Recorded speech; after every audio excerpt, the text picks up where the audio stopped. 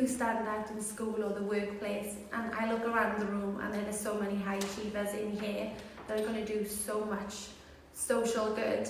There are going to be people in your community that are jealous of you, and it is tough, but I wish I knew this sooner, because all I was in a victim mindset of why me, why me, why me.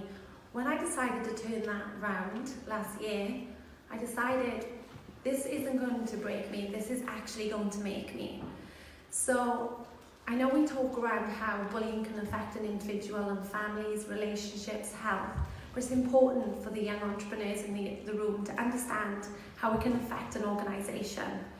So productivity is a massive one. Future leaders, if you allow bullying to take place in your organisation, it will affect your productivity. Also your reputation. So if you are a leader or someone in the workplace that allows bullying to happen, that reputation sticks. And it's not a good reputation to have. You want to be a leader that has empathy and really puts a stop to bullying behaviour.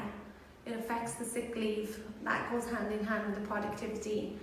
When I decided to unpeel the mask on this person that I created after I left the job, after my hospital admission, I decided I couldn't do it anymore. I left in fear. And when I decided to speak out about my bullying online, create videos and raise awareness, it was a massive shock to a lot of people that knew me in that industry. What do you mean? You were such a strong female representing other people. Even the strongest people can be suffering behind the scenes. We see all of these celebrities online, leaders, business leaders, and we all suffer our own battles, no matter how we look on the outside. Everyone has got stuff going on. So that was really an important message for me. So how you look and show up can be different to how you're actually feeling. And within the organisation, if bullying does go on, morale is extremely low. People became anxious to be associated with me. My colleagues could all see what was going on. My bully was sometimes physical. He'd throw a file in my face, he'd lock me in an office. One time, another manager had to restrain him from running to my desk because he believed I was talking about him. People could see this going on, and I would think, why isn't anyone helping me? Why are these people not helping me? Now I have the knowledge to understand why. They were bystanders. They were frightened for their livelihood. They had jobs, families, cars, houses, everything to pay for. They didn't want to help me because they didn't want to become a victim. Now I understand that. I have the compassion for them. But what I would like to say to people in this room is, you may not, I don't think anyone in here will be a bully, but if you are a victim, I hope you have a helpful bystander nearby. And if you do see this going on, be that bystander.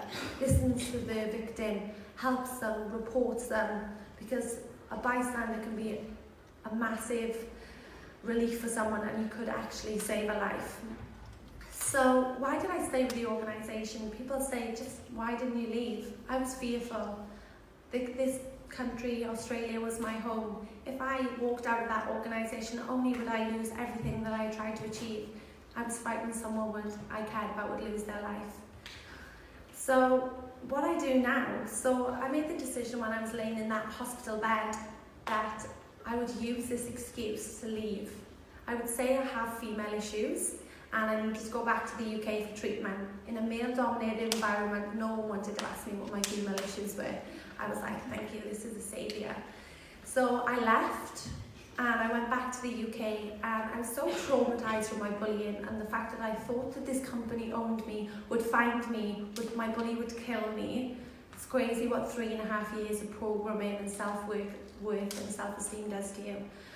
I decided to move to Sydney, and this was last September, and I lived in fear and secret for 3 months. I still pretended to people I used to work with that I was in the UK. And I went to an inspirational life coach called Tony Robbins, and someone mentioned him yesterday in September. And day one of this conference, I sat in the audience, a victim of bullying, and I decided that I will not use that circumstance to determine my future. I didn't want to be a victim and live in this victimhood for the rest of my life.